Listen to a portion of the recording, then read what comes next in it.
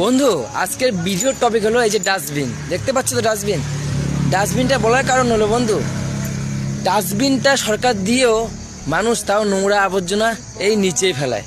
তাহলে এই ডাস্টবিনটা দেখানোর কারণ হলো ডাস্টবিনের থেকে মানুষের মনটাই হয়ে গেছে সবচেয়ে বেশি ডাস্টবিন।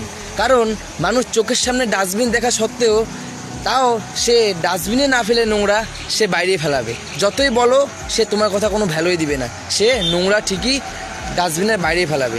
এর জন্য আসল ডাস্টবিন হলো মানুষের মন হয়ে গেছে বন্ধু।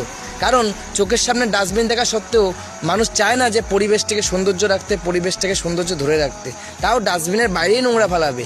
মানুষকে যতই বলো তারা মনে করে যে আমরা জ্ঞান দিচ্ছি। কিন্তু একটা কথা বলে দিই বন্ধু, ডাস্টবিনটা দেওয়ার কারণ হলো যদি পরিবেশটা নোংরা আবর্জনা ভরে না যায়, ডাস্টবিনটা থাকলে একটা জায়গায় থাকবে, তখন কেউ এসে ডাস্টবিনের থেকে নোংরাটা নিয়ে এসে ফেলে দিবে।